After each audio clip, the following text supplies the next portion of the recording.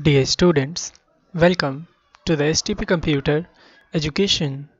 Students, आज की इस वीडियो में हमें HTML का chapter number 1 HTML overview chapter को कंटेन करना है।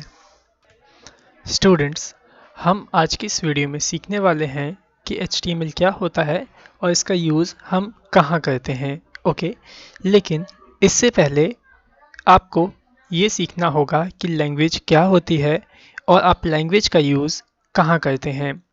बाय द वे, अगर मैं आपसे पूछूं कि लैंग्वेज का यूज़ हम क्यों करते हैं तो आप मुझे क्या बताओगे? आप मुझे बताओगे कि अपनी बातों को समझाने के लिए हम लैंग्वेजेस का यूज़ करते हैं। ठीक है, तो यहाँ पे जो देखिए, आप किन किन लैंग्वेजेस का यूज़ करते हैं। इंग्लिश का, हिंदी का, तमिल का और भी कई सारी लैंग्वेजेस हैं जिसका कि आप यूज़ करते हैं। ओके, तो यहाँ पे जिस तरीके से आपके पास लैंग्वेजेस हैं अपनी बातों को समझाने के लिए, उसी तरह हमारे कंप्यूटर के पास भी कुछ लैंग्वेजेस होती हैं। इसके अंदर जो पहली लैंग्वेज आती है उसे हम कहते हैं लो लेवल लैंग्वेज, और इसे हम मशीन लैंग्वेज भी कहते हैं। ऐसा क्यों कहते हैं? क्योंकि जो लो लेवल लैंग्वेज होती है, इस लैंग्वेज को आपकी जो मशीन होती है वो सही से समझ पाती है। और जो लो लेवल लैंग्वेज होती है उसे हम बाइनरी के अंदर लिखते हैं, जैसे कि 0 1 की फॉर्म में हम लो लेवल लैंग्वेज को लिखते हैं। ओके, अब लो लेवल लैंग्वेज का काम क्या होता है ये भी जरा सीख लीजिए। लो लेवल लैंग्वेज के अंदर आप ऑपरेटिंग सिस्टम बनाते हैं। ऑपरेटिंग सिस्टम का मतलब जैसे कि विंडोज़ 7, विंडोज़ 8 या विंडोज़ 10, ये सारे जितने भी सिस्टम सॉफ्टवेयर ऑपरेटिंग सिस्टम्स होते हैं, ये सभी के सभी आपके लो लेवल लैंग्वेज में बनाए जाते हैं। ठीक है, तो अभी आपने जाना कि लो लैंग्वेज क्या होती है, लो लेवल लैंग्वेज। ओके, अब जरा जानिए मिडल लेवल लैंग्वेज, क्योंकि जो मिडल लेवल लैंग्वेज है ये कंप्यूटर की दूसरी लैंग्वेज है और इसके अंदर भी आप ऑपरेटिंग सिस्टम ही बनाते हो। ठीक है, इसमें हम क्या बनाते हैं? ऑपरेटिंग सिस्टम, जैसे कि विंडोज 7 और 10। और जो ये लैंग्वेज होती है मिडल लेवल लैंग्वेज, इसे हम इंग्लिश की भाषा में लिखते हैं। किसकी भाषा में लिखते हैं? इंग्लिश की भाषा में। लेकिन अभी आपने जाना जो आपकी मशीन होती है वो लो लेवल लैंग्वेज को ही समझ पाती है, तो जो हम इंग्लिश में कोड करेंगे मिडल लेवल लैंग्वेज के अंदर, तो वो मशीन उसे कैसे समझ पाएगी? ठीक है, तो इसके लिए यहाँ पे इसके अंदर एक ट्रांसलेटर होता है। ठीक है, क्या होता है? एक ट्रांसलेटर होता है जो कि आपकी इंग्लिश की लैंग्वेज को किस में कन्वर्ट कर देता है? लो लेवल लैंग्वेज में कन्वर्ट कर देता है।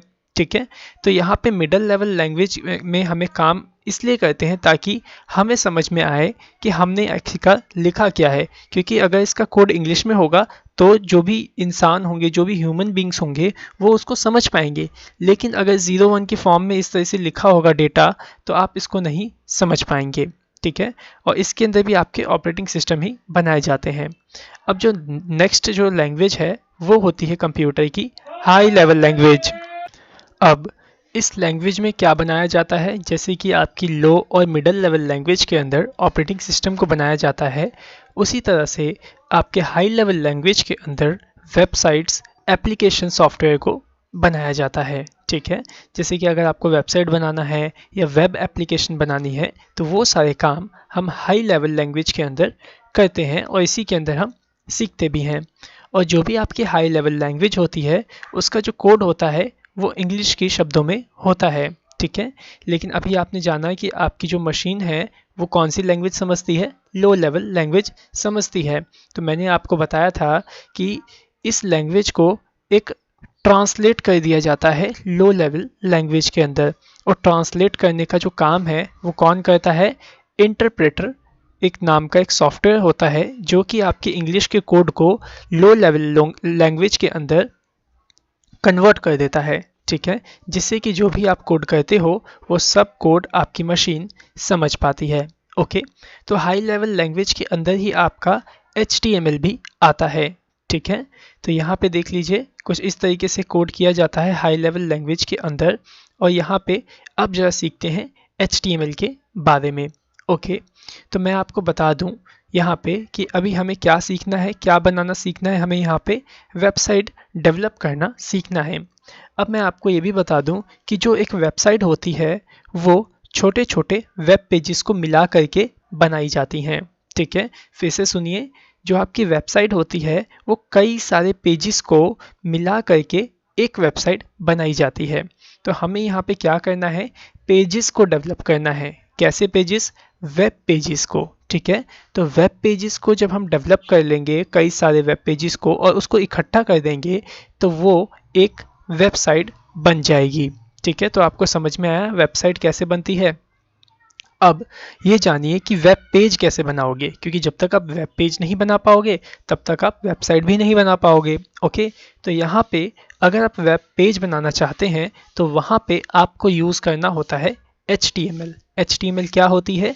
HTML एक मार्कअप लैंग्वेज होती है जो कि क्या करती है, आपके वेब पेज को बनाने का काम करती है, और उस वेब पेज पर लिखने का काम आपकी कौन करती है? HTML करती है। तो आपको समझ में आ गया कि HTML क्या है।